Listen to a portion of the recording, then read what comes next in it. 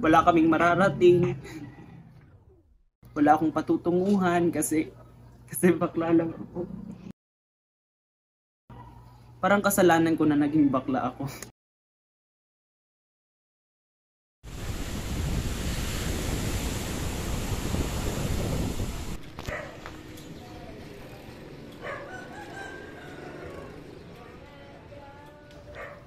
Ako si Kaiser Valdevia, 20 years old at nakatira sa Barangay Canugib, Abuyog, Leyte.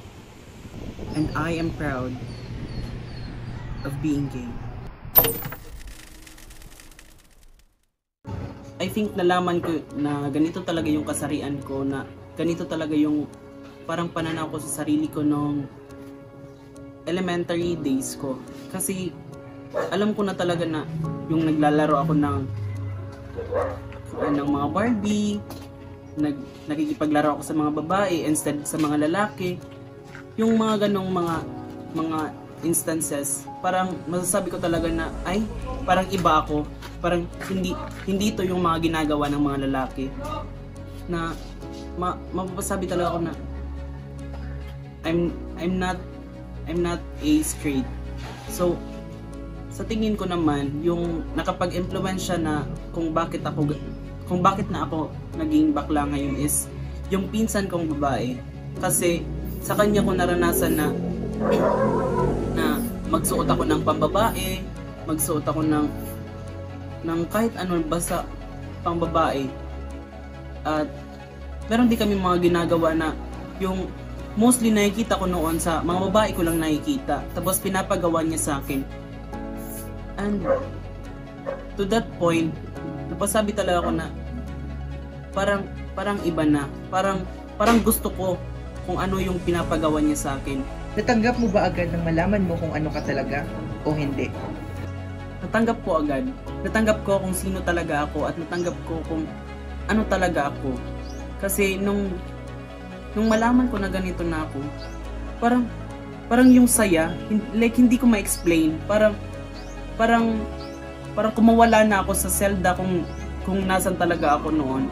Yung parang hindi ko nagagawa yung ano talaga yung gusto ko. Yung parang ito, for example, nung binili na ako ng papa at mama ko ng kotse-kotse at baril-barilan, parang like na-feel ko nga it's not me. It's not me anymore. Na yung dati nung pinsan ko, naglalaro kami ng Barbie dolls, like nung bahay-bahayan, nagluluto-lutuan kami. Tapos bibilhan ako ng baril-barilan tsaka ano ba to? Tsaka kotse-kotse. Ayoko niyan. Like hindi ko feel, like hindi ko na feel yung kung ano talaga yung gusto ko. I thought na madali lang siya. Like madali ko lang kasi na-feel ko na nagpakawala na ako. Parang I'm free from everything. Tapos hindi po pala. Pagdating sa bahay, like sinabi ko naman nung elementary days ko pa lang, alam ko na bakla ako. So parang nakikita na ng pamilya ko na parang iba talaga ako, parang iba na yung mga kinikilos ko. So malalaman din nila, pero hindi naman ako nag-open up sa kanila na oy ganito ako, bakla dapat tanggapin niyo ako. Pero as time goes by, parang nalaman na lang nila. And then like yung hindi ko lang matanggap is bakit parang kasalanan ko na naging bakla ako. Yung ganon, kasi sa pamilya ko hindi parang sinasabi ng father ko na hindi niya talaga ako tanggap, kasi like sinasabi niya na wala akong patutunguhan kasi bakla lang ako. Tapos parang magbubulak-bula daw ako, sasama na ako sa mga kaibigan kong bakla, wala kaming mararating.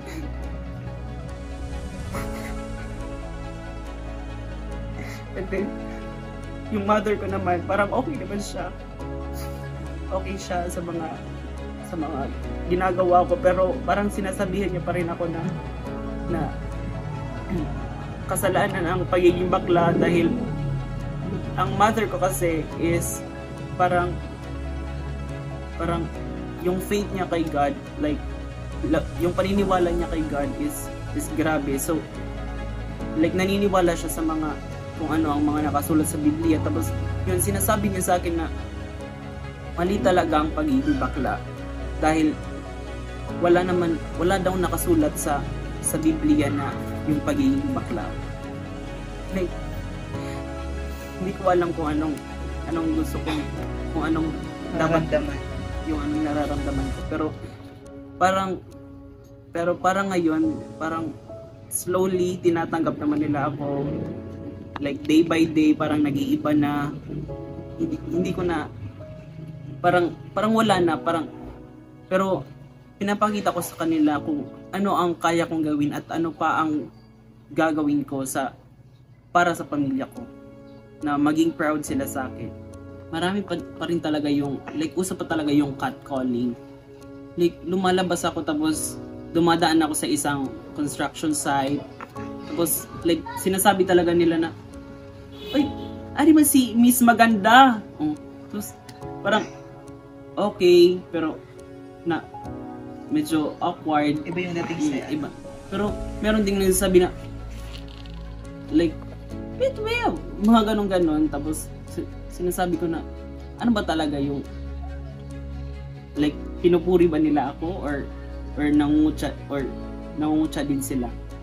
Hindi ko rin malaman kasi ganun talaga yung mga mostly na naririnig ko sa mga construction worker or sa mga nakatambay lang dyan sa tabi na nagiinuman. Sa school naman, parang masasabi ko na parang minsan accepted ako, may mga parts na accepted ako ng mga classmates ko. Meron namang ibang hindi kasi yung tinutukso ako, like kinukutsa ako kung ano ako, like tumatawag sila, bakla, like nung elementary ako, like umiyak talaga ako noon na pag sinasabihan na bakla. Pero ngayon parang ano naman kung bakla, bakla naman talaga ako. So wala na ako, like hindi na ako umiyak nung elementary days lang yun. Pero nung nag-college out, ng high school ako, doon na parang sinubok mo talaga yung pagkabakla ko. Like sinabi ko na, makakayanan ko ba to? Kasi nung grade 7 ako, parang wala pa talaga akong kaibigan. Like sinabi ko sa sarili ko na, meron kayang tatanggap sa akin dito?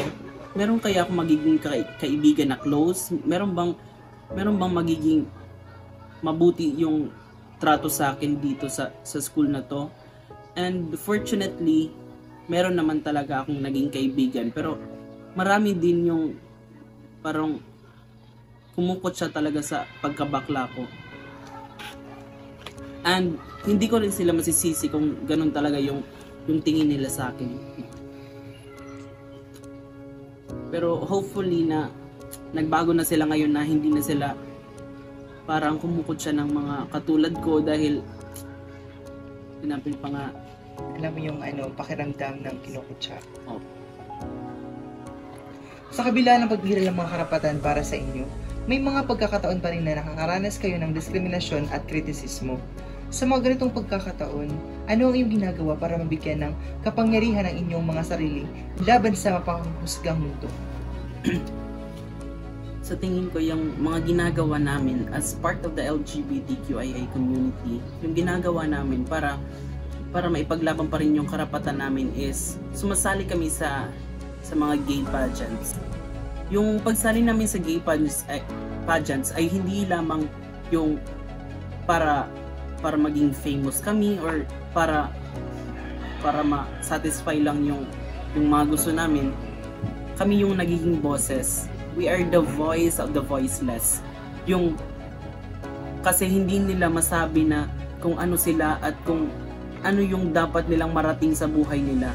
Kami yung nagiging gateway para masabi nila na ganito yung gusto nila, ganito ang gusto nilang marating sa buhay nila.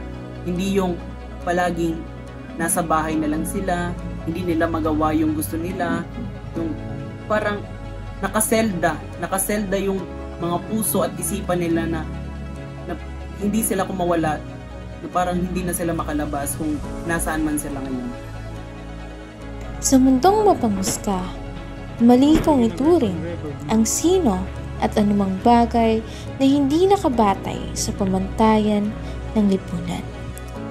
Saan ka man naroroon, ay mayroon at mayroon pa ring huhusga at magpaparana sa iyo ng diskriminasyon. Sa mga part ng LGBTQIA community dyan, huwag kayong magdalawang isip na i-express kung ano man ang mga nararamdaman nyo. Like, show your talent because we are talented individuals, talented human beings in this world. So, ipakita nyo lang kung ano ang kaya nyo at kung ano pa ang kaya nyong gawin. Sa kabila ng mga mamahaling bagay sa mundo, ang tanging inaasam lang nila ay pagtanggap sa kanila ng lipunan ng walang bahid na panghuhusga.